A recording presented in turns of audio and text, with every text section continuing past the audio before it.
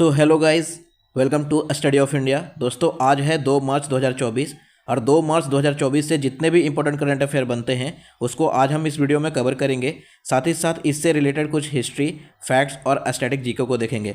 तो चलिए बिना देर किए शुरू करते हैं। शुरू करने के पहले अगर आप इस चैनल पर नए हो तो चैनल को जरूर सब्सक्राइब करके बेल आइकन पर क्लिक कर लेना, ताकि आने वाले हर एक वीडियो का नोटिफिकेशन आपको मिलता रहे। तो चलिए आज का पहला क्वेश्चन देखते हैं। तो आज का हमारा पहला क्वेश्चन है, DRDO ने very short range air defence system का सफलतापूर्वक परीक्षण किस स्थान से किया है? तो इसका राइट आंसर है आपका ऑप्शन ए, उड़ीसा के चांदीपुर से। अभी हाल ही में उड़ीसा के चांदीपुर से DRDO ने very short range air defence system का सफलतापूर्वक परीक्षण किया है। तो ये है short range air defence system जिसे DRDO द्वारा विकसित किया गया है। तो अब DRDO द्वारा विकसित किया गया है तो DRDO के बारे में जानते हैं। तो DRDO का फुल फॉर्म होता है defence research and development organisation. इसकी स्थापना 1958 में हुई थी। इसका वर्तमान मुख्यालय नई दिल्ली में है और वर्तमान में अध्यक्ष समीर बी कामत हैं। ये हैं समीर बी कामत जो कि DRDO के वर्तमान अध्यक्ष हैं। ठीक है, इसे आपको याद रखना है। चलते हैं नेक्स्ट क्वेश्चन पे। नेक्स्ट क्वेश्चन है हमारा, संसद सुरक्षा का प्रमुख किसे नियुक्त किया गया है? तो इसका राइट आंसर है आपका ऑप्शन ए, अनुराग अग्रवाल। ये हैं अनुराग अग्रवाल जिन्हें संसद सुरक्षा का प्रमुख नियुक्त किया गया है। तो अभी भारतीय पुलिस सेवा के अधिकारी अनुराग अग्रवाल को संसद सुरक्षा की व्यवस्था की जिम्मेदारी सौंपी गई है। ठीक है, तो आपको इसे याद रखना है। अनुराग अग्रवाल को संसद सुरक्षा व्यवस्था की जिम्मेदारी सौंपी गई है और संसद सुरक्षा का प्रमुख के रूप में इन्हें नियुक्त किया गया है। ठीक है, चलते हैं नेक्स्ट क्वेश्चन पे। नेक्स्ट क्वेश्चन है हमारा, प्रधानमंत्री मोदी द्वारा लॉन्च की गई भारत की पहली स्वदेशी हाइड्रोजन फ्यूल सेल फेरी का निर्माण किस शिपयार्ड लिमिटेड द्वारा किया गया है? तो इसका राइट आंसर है आपका ऑप्शन सी, कोचिन शिपयार्ड। अभी हाल ही में भारत के प्रधानमंत्री मोदी ने लॉन्च की गई भारत की पहली स्वदेशी रूप से विकसित और निर्मित हाइड्रोजन फ्यूल सेल में जीरो एमिशन और जीरो ध्वनि मौजूद है। यह ग्लोबल वार्मिंग के प्रभाव को कम करने में सक्षम है।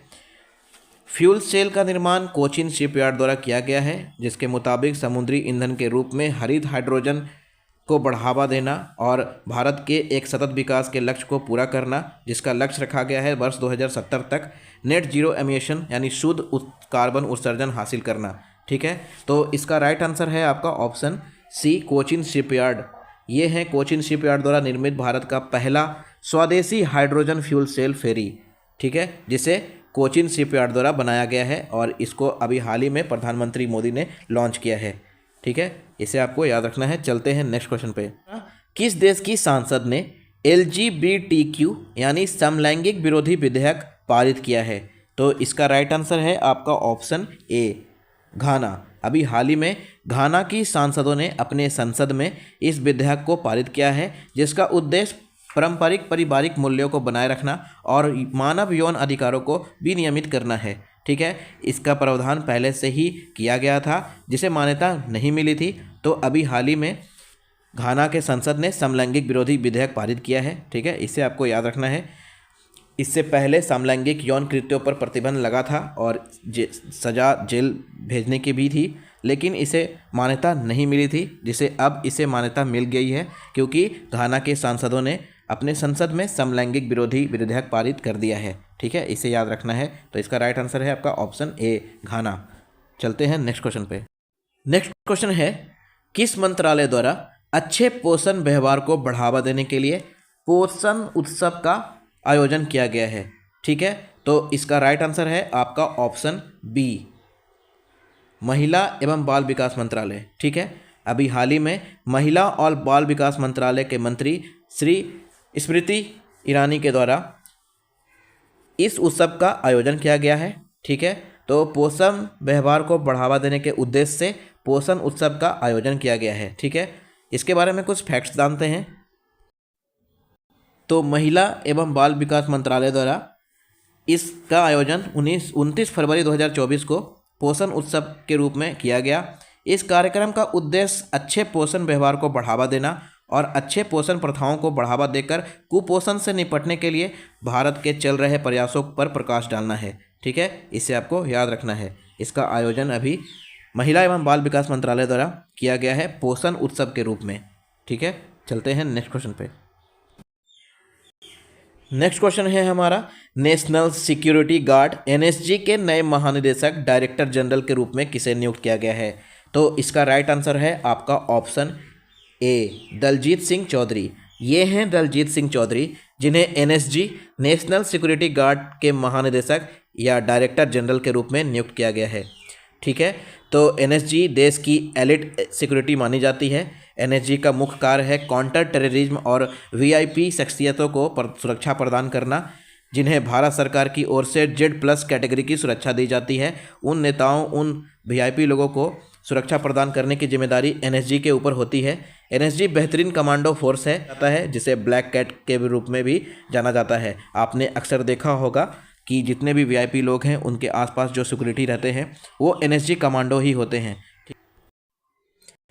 नेक्स्ट क्वेश्चन है, केंद्रीय कोयला खान मंत्री कौन हैं जिन्हें हाल ही में कोयला नीति की घोषणा की है, जिसका लक्ष्य वित्त वर्ष 2029-30 तक कोयला परिवहन में रेलवे उपयोग को 87% से अधिक तक बढ़ाना है।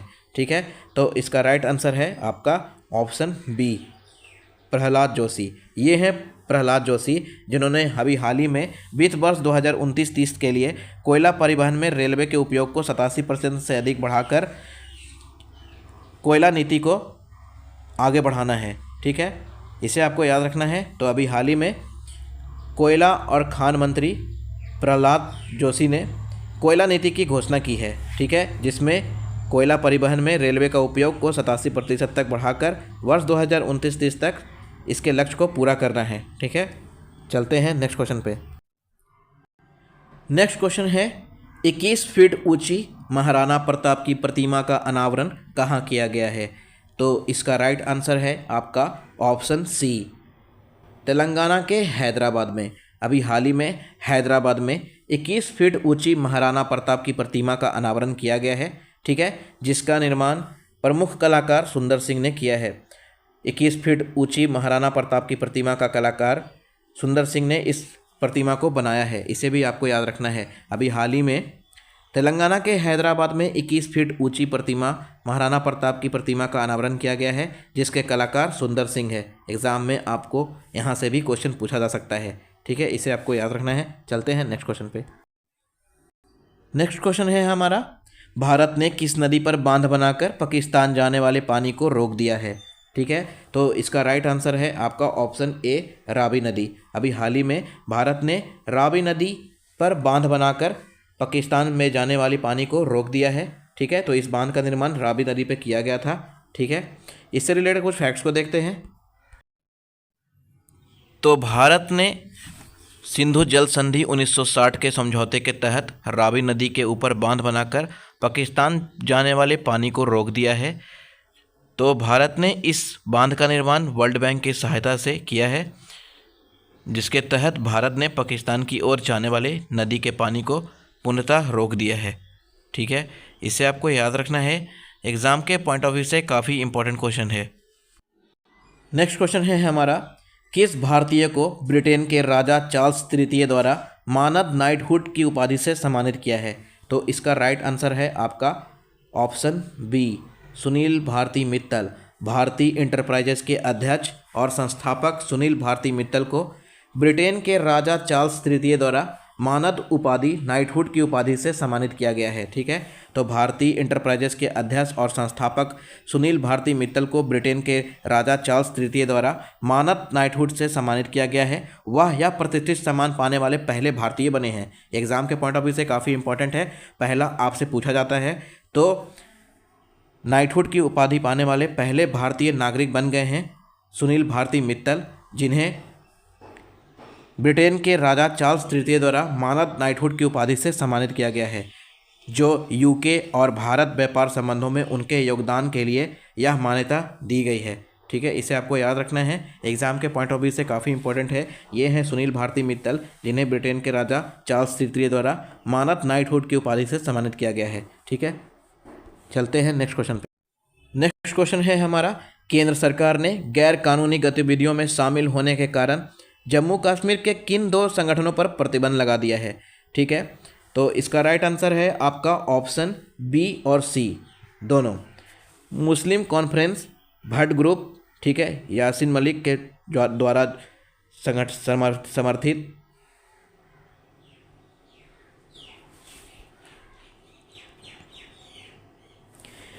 नेक्स्ट क्वेश्चन है हमारा, केंद्र ने गैर कानूनी गतिविधियों में शामिल होने के कारण जम्मू कश्मीर के किन 2 संगठनों पर प्रतिबंध लगा दिया है? तो इसका राइट आंसर है आपका ऑप्शन बी और सी दोनों।